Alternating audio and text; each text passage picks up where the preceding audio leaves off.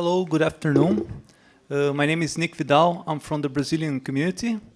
And it's a great honor for me to present Fernando from Peru, from the Peruvian community. He has been a great community leader helping spread Drupal in Latin America.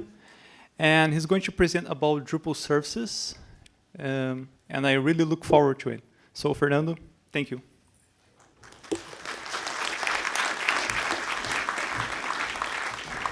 Thanks for your kind words, Nick. So, hi everyone. Thanks for coming to the DrupalCon, for coming to my session. I'm really surprised for the many people that is here. So I have a question for you, but I just wanted to show the slide about me. Perhaps you know about the guinea pig, you know, and my nickname, Devil Kui. And I'm really in love of the community. So that's why I used to spread Drupal in Latin America as much as I can. But there are lots of many folks there. But let's talk about web services. The question is, what do you use Drupal for?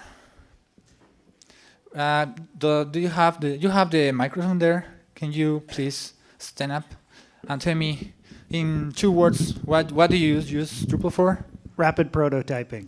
Okay, that's one. Good. Another, apart from rapid prototyping, you use Drupal for web development, right? You make modules, themes. What else? CMS. Some e-commerce. API. What do you use API for? Lead tracking. Sorry? Marketing lead tracking. Okay, that's interesting. But why don't we think about more of the web stuff that Dries shared, you know, a few hours ago, the web experience management, and that new vision we have as a community, I think that needs a new technology. You know, it's not that new, but it needs more, you know, more of it perhaps. So wanted to share you real quick about Kara.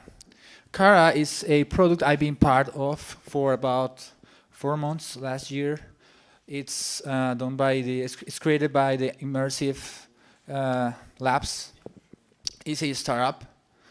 So it's really amazing, the project. So it's like, imagine there is a webcam up there in the screen and it's taking a photo of 25 people only, unfortunately yet, but there will be many of them, and it can graph statistics from the real world. What we track right now with Google Analytics and the other alternatives are only 10% of the data. So there is a world, a universe left to conquer, to measure, you know, and that technology needs. Technology of Kara needs another technology called software as a service, Drupal services perhaps, or others, you know, OAuth, and that's part of the what I wanted to show you today. This session is inspired inspired on the tools that we used in that project. Okay. And there is a lesson learned from this first part, you know, is that Drupal will help you to mature your ideas. Okay, who of you use Drupal for a product, not only a website, a classic website, perhaps something like Buzzer or similar. Okay, perhaps you come from a PHP script or just a HTML website. Then you wanted to make it dynamic. And there is a moment when the product is really growing so fast. You go perhaps on angel capital, and that's what happened to this project, the Kara project. They moved it to Singapore, and they had to change the technology. They have to move off Drupal, and that's fine actually, because they needed a technology better suited for their moment. I mean, the right technology for the right time. Drupal helped a lot for this product to mature and to test many possibilities for this project real quick, because there are thousands and thousands of modules and themes and possibilities. You can add many functionalities to Drupal real quick, and once you have the right thing, you have your idea really mature and it's really valuable. You have the money to make it scale and you get rich. Well, it's perhaps, I don't know, perhaps you can stay in Drupal or you can move out. It depends on what the technology, what technology is the best. Drupal is not the best for everything. But my session is now focused in the product when it's on Drupal. So what Drupal can offer you now to make your ideas mature, okay? Thinking on ideas as software as a service, There is the theory of this. Basically, it's a software delivery method that provides access to software and its functions remotely as a web-based service. Many people call it on-demand software or application service providers. It's the same, It's also about communicating, not a person, because regularly it's a person. Many of you have a computer here. We interact with the web through a web browser. But web services are more about data. So one system gets data, interacts with another system, talks to another system, in this way. Request and a response. The client, it will be a server, it will be a web browser, it will be Backbone.js talking to a server. This server in the case would be Drupal. Okay, that's the basic architecture. And there are many, software as a service products out there, like Buzzer and Drupal, Twitter, Amazon, MailChimp, Flickr, AuthorizeNet, and many of them. There are just examples. Some of them have Drupal in the backend. And I would like you to put your name there, the name of your product. So there is this module called Services. Have you ever used the Services module? Okay. And who of you code are developers? Yeah, that's why this is a coding plus development track. But there are not enough coders for this session to talk in code, to show you code examples. Perhaps we can organize a BOF later, but it's more theory now, so you can know what the technology is and how it can help you to make money from it, to make a business, with this technology. Of course, there are some famous clients, like many mobile apps. You can actually, with the services module, create a web service and create a web app, a mobile app that connects to it. We know the TweetDeck, I love Buffer, Backbone.js. I have heard about one product that is very famous. It's called Unfollowers.me. It's using Drupal. The creator is here present. It's using Drupal in the backbone. In the backend. So the front end is Backbone. The idea also is to move part of the computing load from the backend to the front end. So we don't have to exhaust the servers, calculating the front end, when we can just allow the browsers to cache the interface or most of this, like Gmail. You have this nice interface that is built on JavaScript, and there are some servers in the backend serving the actual data. And also CRED. CRED is an example of a client, but a service at the same time, because it connects to your Twitter, right? It grabs your data and it makes some analytics. And you can also connect to CRED to instrument that data, grab it from CRED. So when we talk about web services, software as a service, we're talking about another principles like interoperability, you know, and we are able to string one service to the other, like a production line, perhaps. Okay, so the data is coming from perhaps the real world with a camera, but it will pass over or through a long process with many services in the middle, and they could be Drupal or others, you know, and at the end it will serve for a lot of purposes. If you want to play with web services, if you want to consume services using Drupal, okay, perhaps you want to create another CRED-like website, or you want to connect to a web service or a service provided by the bank or a enterprise proprietary software or system. Perhaps you can use Guzzle. Guzzle is in core and it's a really amazing tool I have used in this car project. It helps us a lot because it's not using the curl library. Who of you know the curl library?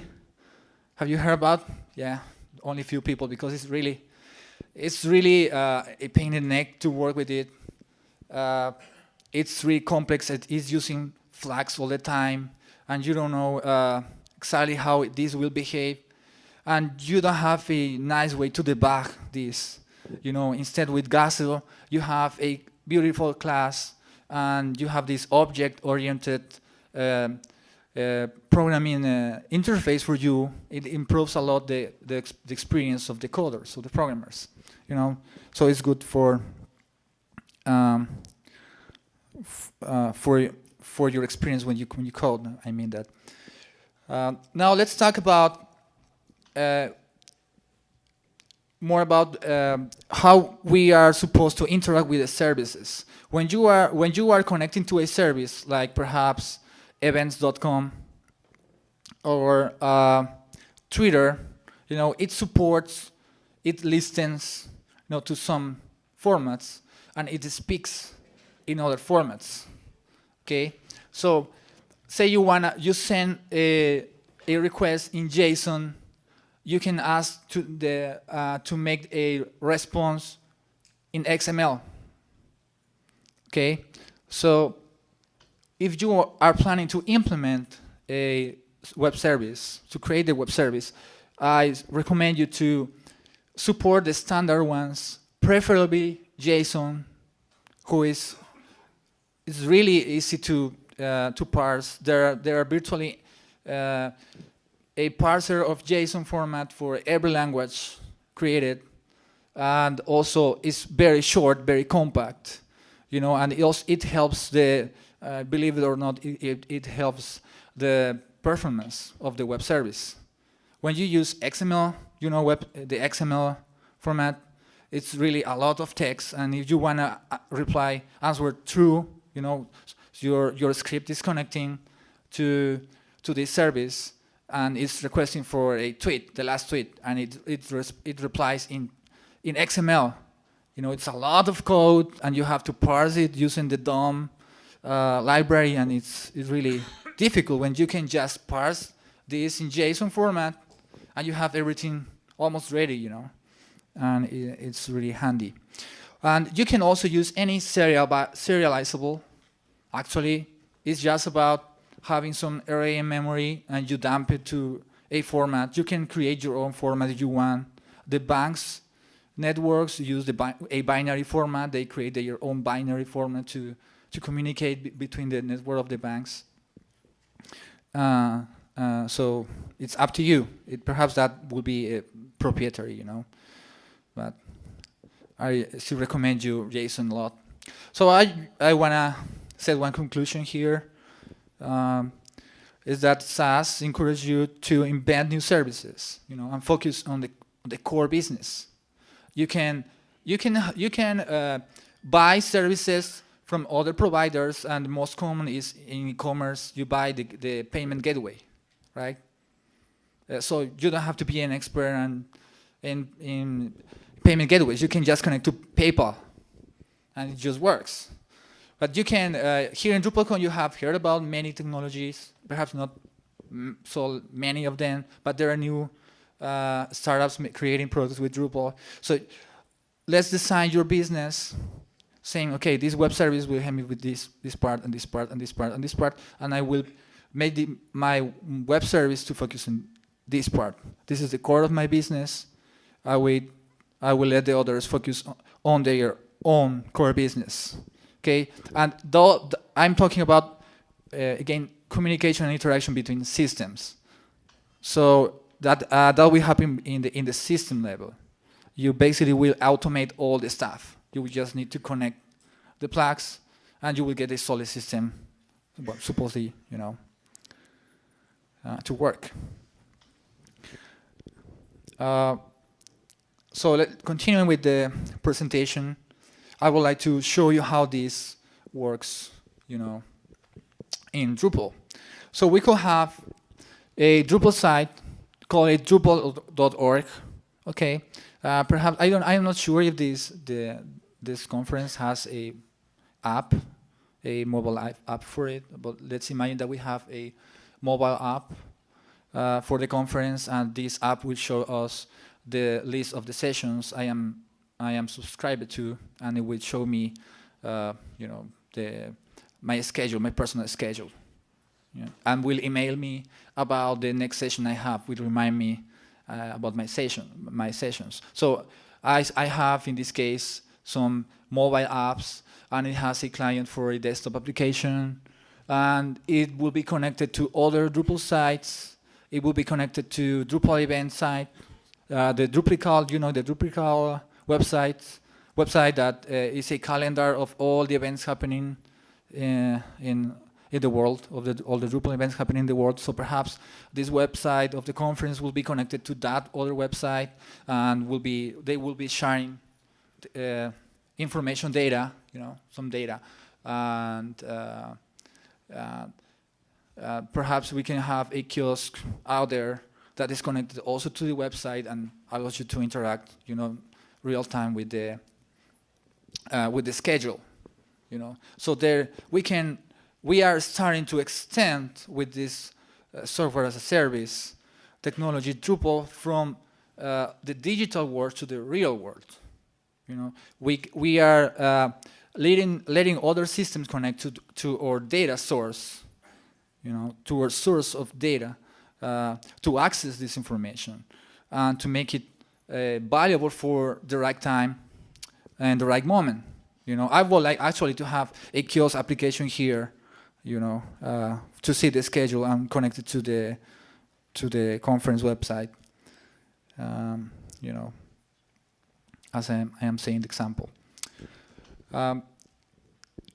So continuing with more of this theory, I would like to talk about open data.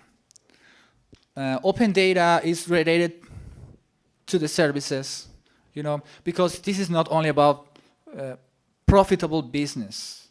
I think that we are also connected with the government. Many of the governments, many of the newspapers, you know, there is a world of data, and there is a lot of years of information in newspapers that are stored in some database in MySQL in some place, you know, and that information is accessible only through the web browser. So if you want to gather some of this data that is publicly available, but it's not semantic, it's not easy to gather and to measure, you know, perhaps we will need some kind of web services that allows us that. Perhaps we need some tool that opens it, and the services module will help to that. You know, we have only a problem that is not that easy as just install the services module and you can share everything. Actually, the services module is an API. We need to code the interface. We have to code a service. You know, perhaps for my example, we just have to code some view and make it accessible through a web service thanks to the services module. and it shows the list of all the news of this newspaper from the first in 1950 to the last one. Okay, it sounds easy, but it needs to be designed, you know. But that will be, I mean, the web a bit better.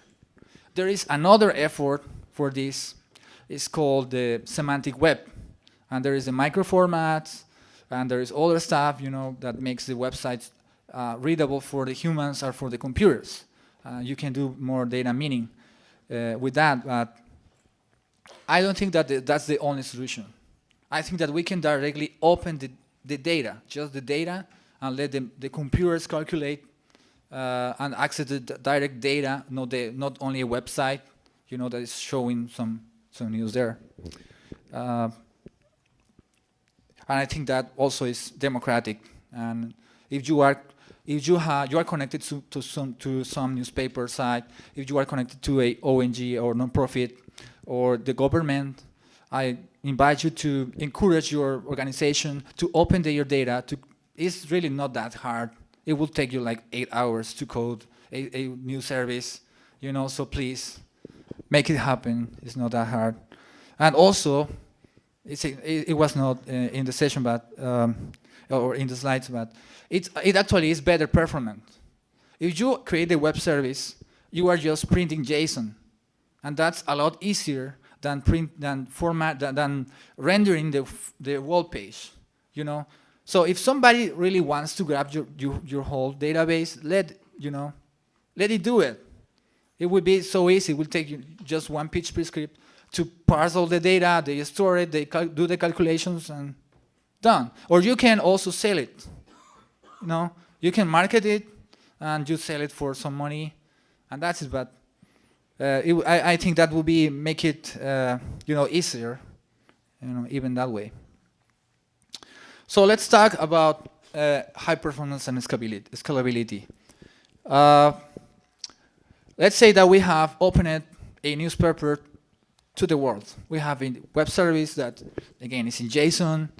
It has the ability to list the news by month, by day.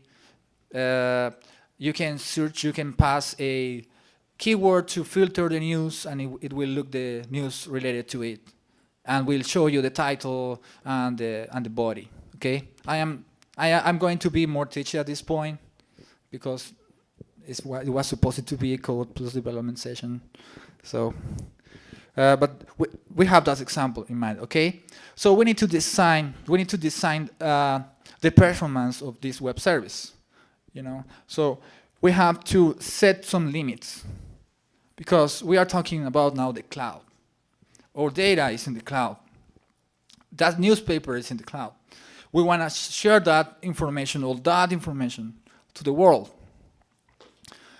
But we cannot share the world. Let's just download, the world newspaper to your computer. That would be crazy.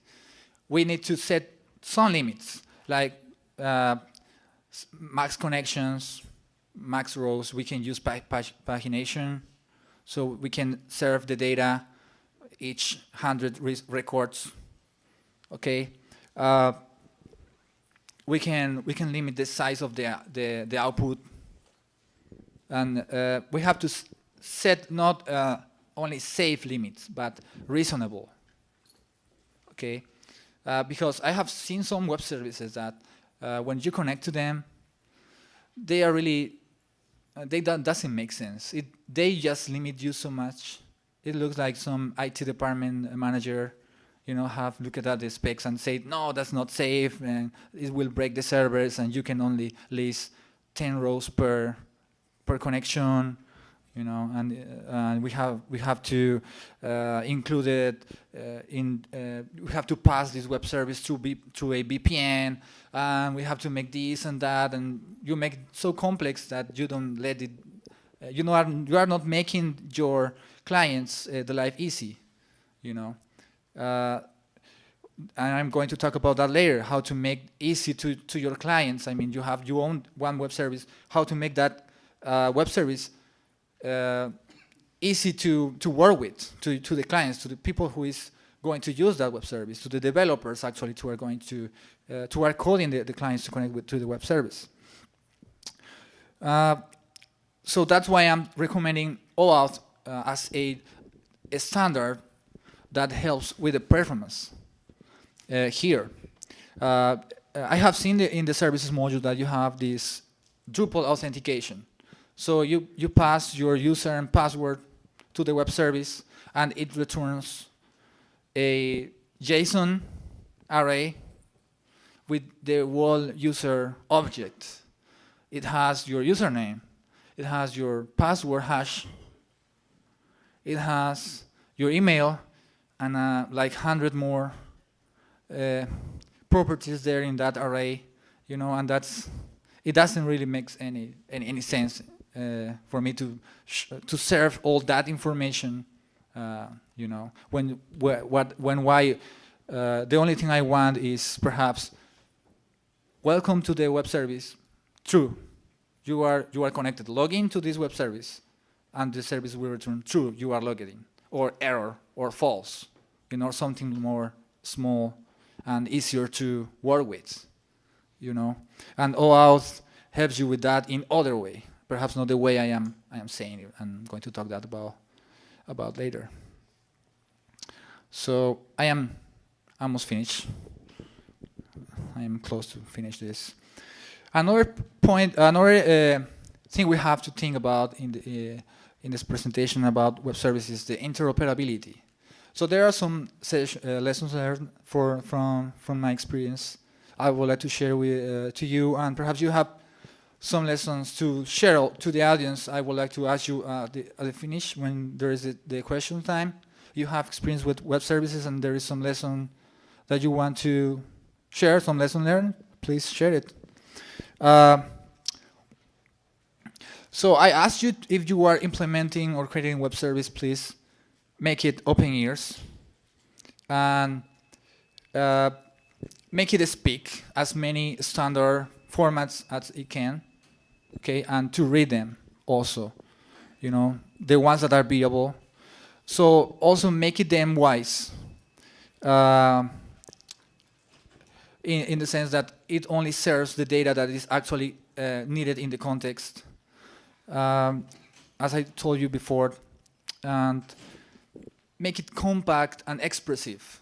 You know, I have seen some web services that are really confusing. They have keys in the properties. You know, imagine one JSON array again. It has it says the username, like the value of the username, and the password is P, and you have another field that is T. I don't know what is T. It's a number. Perhaps it's the time. You know, but this value is written in a string. So honestly, you know, it's really hard, and many times these web services don't have documentation. You know, sometimes they think that when I connect to the web service and I grab the data and I read to the fields, it's all I need.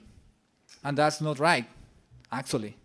You know, when you have a web service, it's like I am interoperating with a system, so the system has to tell me. You have to first go to this endpoint, to this web service. You have to connect here. You will get this data, and it will serve you this information, and will help you to connect to this other, you know, part of the system, and you can use this for that and that, you know.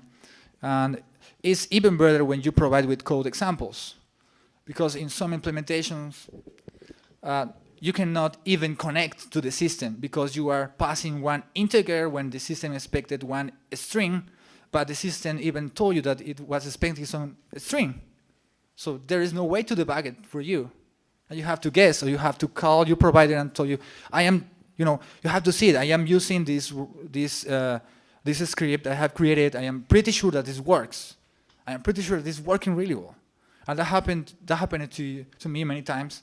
They told me, what I'm making wrong? You know, I am using Ruby on Rails. And I said, my customer, well, the web service is in PHP, and I don't code in Ruby on Rails.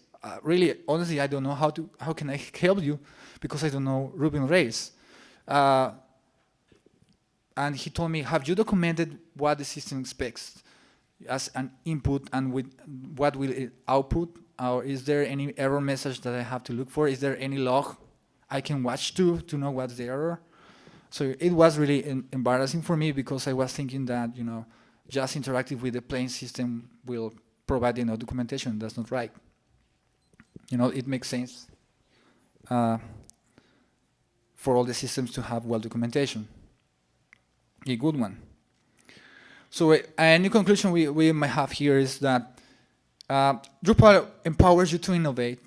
It provides you with thousands of modules and themes you can plug into your system, and it provides you with faster. It helps you to develop faster and gives you more time to mature your product, as I told you. And so you can focus on marketing your product on time. Okay, if you have this great business idea, it would be really sad that you market it so late, right? It will not make sense to release so late to make it successful. And you may have all these inconveniences along the way, and I wanted to show you what those will be. So let's start now the last part of my presentation. It's about OAuth. OAuth is a standard and is a child of OpenID. When I can't remember the name of the author, but he was working with OpenID, trying to provide some authentication that is different to authorization. He was trying to provide some authorization for a system. And he thought, okay, OpenID is interesting. It provides me with, you know, many interesting tools, and I think it will fit to my requirements. So he was confused between the authentic. Sorry, I don't know what. Okay, no problem. I have ended my presentation with OAuth. My computer just turned it off. I don't know what's going on, but sorry about that. But he was confused about between authorization and authentication. Okay.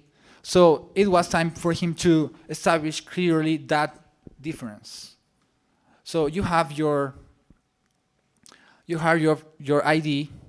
Okay, imagine I am in the airport. I present my ID, and it says who I am.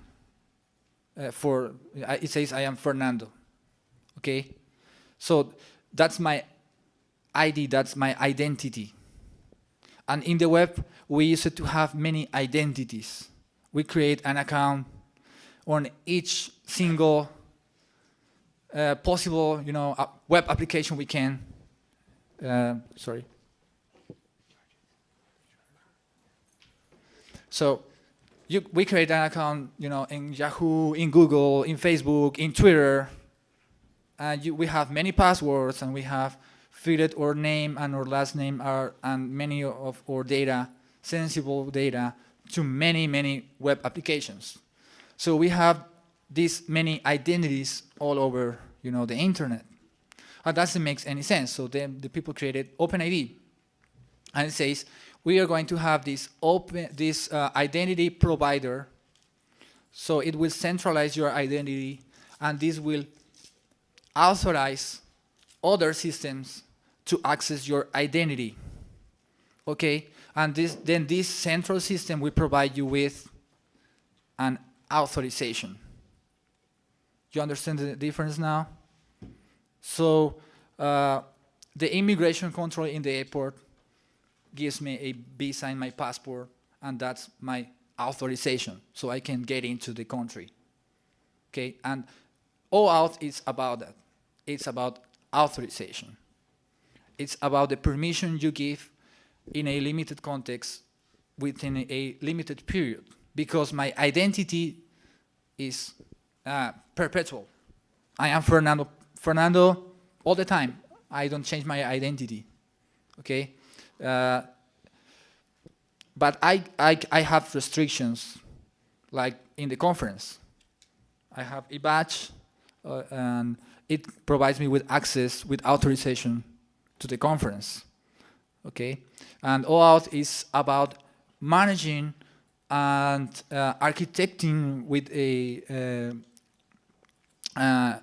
really flexible and scalable way the resources you have in your system. So you can now think on your website not as a bunch of sections, but as a conjunction of resources. So you have a resource that allows you to post content. You have a resource that allows you to list content. You have a resource that allows you to access the users. You have another resource to access this and that and other stuff, you know. So you distribute your system in different resources together. And just a sec.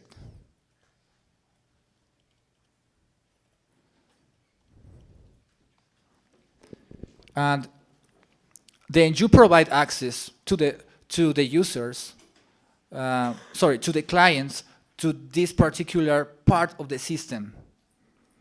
Okay, and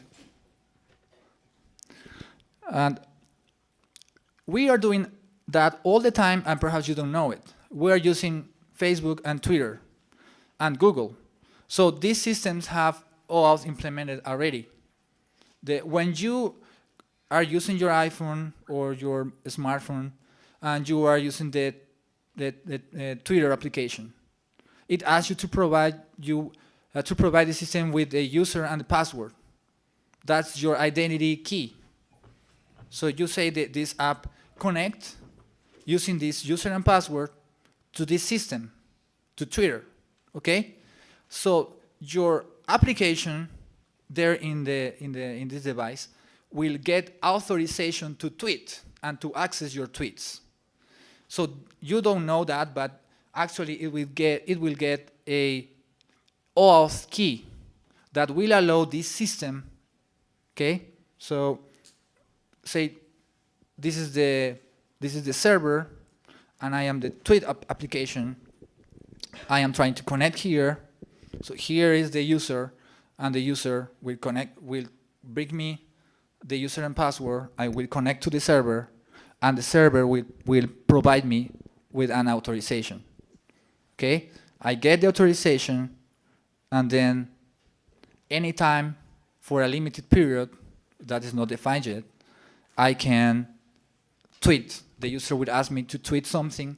The user will ask me to get the list of the new tweets, you know? So I am the interface, and here in the server is the data, and here is the user.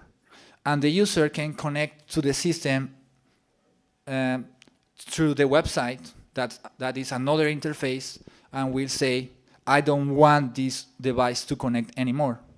So you can disallow me, the user can disallow me to connect to the server.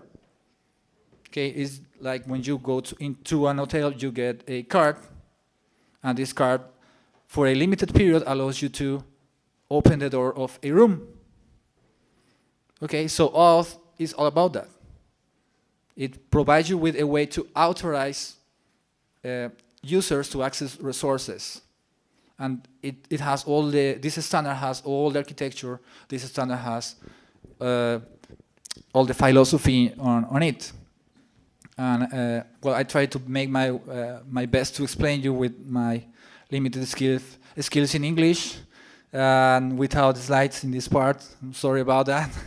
So if you have any question now to ask me, and I am done, and thanks for listening.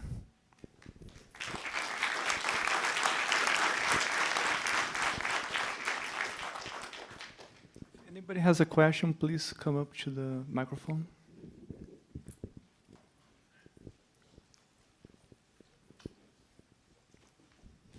I just looked at the BOF schedule, and there's no open sessions, unfortunately. So maybe if you want to Twitter and like give us a spot we can all meet up at sometime over the next 2 days. I think it'd be really awesome to get down on the code for anybody else that's done this a little bit, but maybe wants to like see how you've done it and compare different methods. Sure. Okay. Thank you. Thanks. We've talked a lot about like sending content to different and data, and you talked about Guzzle and mentioned that it's part of Drupal 8. Can you go into a little bit more detail about your standard protocol for using Guzzle, or is there any other tools that you use to consume content that's provided by an API? Okay, so the question was what I'm using as a standard, my regular date to connect to web services or to create web services. Like, what are you using to pull down the data? Oh, okay. Before that, just a sec. I have a friend who wants to share an idea about web services. It's a technology created with Drupal, right? You have the cards. He's going to. Actually, I wrote a free ebook about how to create a social network using web services. So if you guys want, I'll be distributing the cards over here in the front. Thank you, Fernando. No problem. You're welcome. So usually what I am using to pull the data in Guzzle is this function get. So I instance a class. I provide it with the endpoint URL, and then I provide it with the parameter like connect using JSON. I pass it the array with the parameters, and I specify if the parameters are, if they are in post format or in get format. This is all HTTP. It's a bit complex if you don't code. And then I say connect or send, so it sends the data in the right format to the server, and it grabs the data. Once it grabs the data, it's like the database layer of Drupal. It gets you the information parsed. So if this is in JSON, it will provide you with an array already parsed. It will not provide you with the raw data only. But you can access actually. You can access the property raw, and it will show you the raw data if you need it, to process in another way. That's how I do it usually. Do you have any other question? Okay, so thanks again.